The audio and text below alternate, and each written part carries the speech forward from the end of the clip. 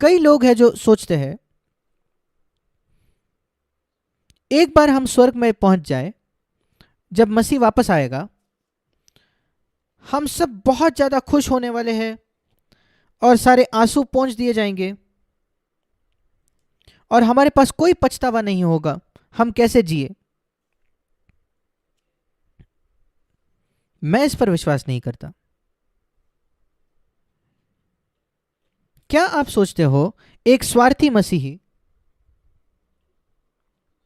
जिसने कभी अपने आप का इनकार नहीं किया, पर इस जीवन का आनंद उठाने के लिए वो जिया, थोड़ा पैसा कमाने के लिए और मरने के बाद स्वर्ग जाने के लिए जिया, क्या आपको लगता है वो उतना ही खुश होगा प्रेरित पौलुस इतना या पतरस इतना जब वे स्वर्ग जाएंगे? क्या आप सचमुच ऐसा सोचते हो? मैं इसमें विश्वास नहीं रखता। जिन्होंने अपने आप का इनकार किया है और प्रभु के लिए बहुत ज्यादा त्याग किया है, जब वो मसीह को आमने सामने देखेंगे, क्या प्रतिफल वो प्राप्त करेंगे स्वर्ग में? और कोई और व्यक्ति जिसकी एक ही इच्छा थी कि उसके मृत्यु के बाद वो स्वर्ग में जाए, वो अपने आप के लिए जिया, पैसा कमाने के लिए जिया और आराम और सुविधा के लिए जिया, कभी त्याग करने के विषय में नहीं सोचा परमेश्वर के राज्य के लिए, क्या आपको लगता है वो वही प्रतिफल पाएगा इस दूसरे व्यक्ति जैसा? क्या आपको लगता है उसको पछतावा नहीं होगा उसके जीवन में? मैं विश्वास करता हूं कि पछतावा होगा स्वर्ग में। मेरे पास पछतावा नहीं होगा अगर किसी के पास मेरे से ज्यादा वरदान है और उसने ज्यादा हासिल किया। उसके पास 5 थे, मेरे पास 1 था, ठीक है, उसने ज्यादा हासिल किया, आम ये स्वाभाविक है। पर उस क्षेत्र में जहां वो मेरे बराबर था, उसके पास 24 घंटे थे, मेरे पास 24 घंटे थे, और मैं स्वर्ग में देखता हूं कितना ज्यादा उसने हासिल किया उसके 24 घंटों के साथ दिन में। उसने वो गवाए नहीं और मूर्खता से नहीं किया जैसे मैंने किया। क्या आपको नहीं लगता मेरे पास पछतावा होगा? यह पछतावा नहीं, यीशु मसीह ने कहा ऐसे कई हवेली या कई महल है स्वर्ग में, आपको एक मुकुट मिलेगा स्वर्ग में।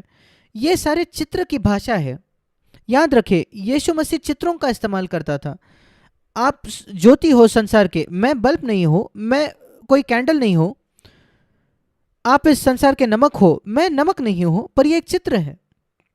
इसलिए जब यीशु ने कहा हवेली या महल के बारे में स्वर्ग में, आप इतने विश्वास योग्य हो इसलिए मैं 14 कमरों का महल देने वाला हूं। 14 कमरों के महल के साथ मैं क्या करूं स्वर्ग में? मैं उसमें दिलचस्प नहीं हूं। मैं कहूंगा आप ले सकते हो। मैं यीशु के साथ रहना चाहता हूं हर समय। मैं किसी 14 कमरे के महल में नहीं रहने वाला। जब यीशु मसीह ने कहा महल, तो वो एक चित्र का इस्तेमाल कर रहा था। जब उसने कहा मुकुट, मैं 5 मुकुट पाने वाला हूं, क्या आपको लगता है स्वर्ग में मैं मुकुट लेकर चलूंगा? ऐसा लिखा है कि वो अपने मुकुट यीशु के पैरों पर फेंकते। ये एक इलस्ट्रेशन है, चित्र है एक प्रतिफल का। उसने मुकुट और महल का इस्तेमाल इसलिए किया क्योंकि इस पृथ्वी पर हम मुकुट और महल का मूल्य करते हैं।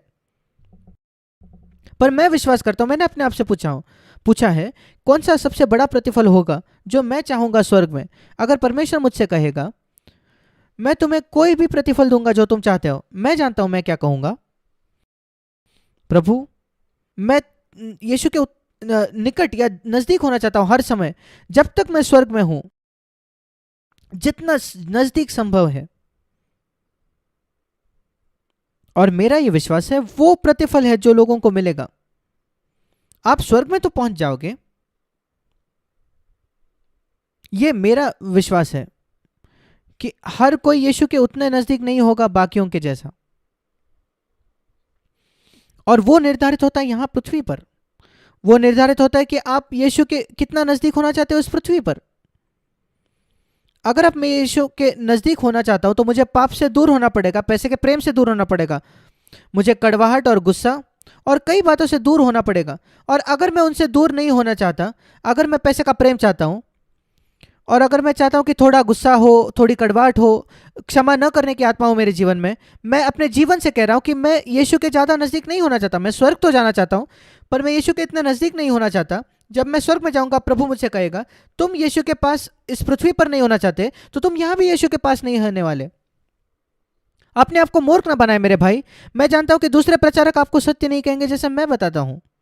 उसका कारण है मैं एक लोकप्रिय प्रचारक नहीं हूं कुछ जगहों में, क्योंकि मैं सत्य कहता हूं। यीशु मसीह लोकप्रिय नहीं था, वो इतना लोकप्रिय नहीं था, उसको लोग मारना चाहते थे, वो सत्य से प्रेम नहीं करते थे, पर वो सत्य है। नहीं तो क्या अंतर होगा? क्या आपको लगता है एक व्यक्ति जो लापरवाह जीवन जिया इस पृथ्वी पर, यद्यपि वो स्वर्ग जाता है, वो वही प्रतिफल पाएगा उस व्यक्ति के जैसे जो बिल्कुल विश्वास योग्य रहा अपने जीवन में? अगर मैं कहता हूं ऐसा हुआ तो ये परमेश्वर बिल्कुल अन्यायी है। वो अन्याय नहीं है, वो धर्मी परमेश्वर है। मैं ये नहीं कह रहा कि हम विश्वास योग्य इसलिए होना चाहते हैं प्रतिफल पाने के लिए, वो गलत है, वो गलत है, बिल्कुल गलत। यीशु मसीह ने कहा अगर मुझसे प्रेम करते हो तो मेरी आज्ञाएं मानो, ये नहीं कि अगर प्रतिफल चाहते हो तो मेरी आज्ञाएं मानो। मैं कोई आज्ञा इसलिए नहीं रखता क्योंकि मैं स्वर्ग में प्रतिफल पाता हूं, मैं स्वार्थी हूं, फिर मैं स्वर्ग में अंत में हूंगा। पर प्रेम के खातिर, अगर प्रेम करते हो तो मेरी आज्ञा रखो, यह सबसे जरूरी बात है। मेरे पास एक ही जीवन है, एक ही मोहर है, मेरे पास दूसरा नहीं मिलने वाला। शायद हमने बहुत समय गवाया है आज तक अपने जीवन का लापरवाही से और कई बातों में, और एक मोहर जो परमेश्वर ने हमें दिए थे उसमें से बहुत कुछ व्यर्थ हो गया है। मैं अपने बीते हुए जीवन के बारे में कुछ नहीं कर सकता, पर मैं बहुत कर सकता हूं आज के बारे में और कल के बारे में।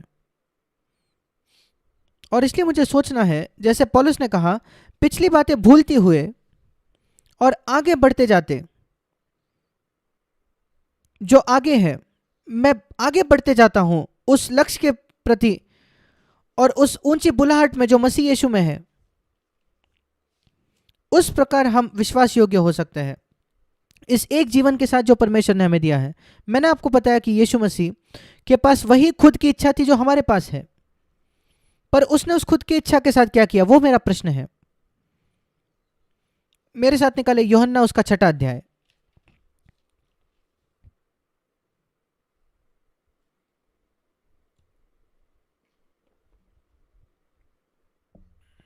ये वो क्षेत्र है जहां कई लोग मुझ पर दोष लगाते हैं कि मैं ये सिखाता हूं यीशु हमारे जैसा था। मैं कहता हूं क्या वो हमारे जैसा नहीं था? वो हमारे जैसा परखा गया, मैं कहता हूं। यहां उत्तर है यूहन्ना 6:38। मैं स्वर्ग से आया हूं, उतरा हूं क्या करने के लिए? आप ये प्रश्न औसत मसीह से पूछे। आप में से कुछ लोग इस वचन को ना पढ़े, मुझे बताइए आपका उत्तर क्या है? क्यों यीशु मसीह स्वर्ग से आया? कई मसीही कहेंगे मेरे पापों को लिए मरने के लिए। वो सही है, पर वो थोड़ा ही सही है। आपको 10 में से 1 गुण मिलता है, एक उत्तर सही है। पूरा उत्तर क्या है? यहां वो उत्तर है, मैं स्वर्ग से उतरा हूं कभी भी अपनी इच्छा पूरी नहीं करने के लिए मेरे पूरे जीवन में, पर हमेशा पिता की इच्छा पूरे करने के लिए। पहले दिन से उसके जीवन के अंतिम दिन तक हर दिन उसने अपनी इच्छा को नहीं कहा, खुद की इच्छा को नहीं कहा, और पिता की इच्छा को हां कहा। वो मतलब है क्रूस उठाने का। उसके पास एक ही मुहरा था 24 घंटे।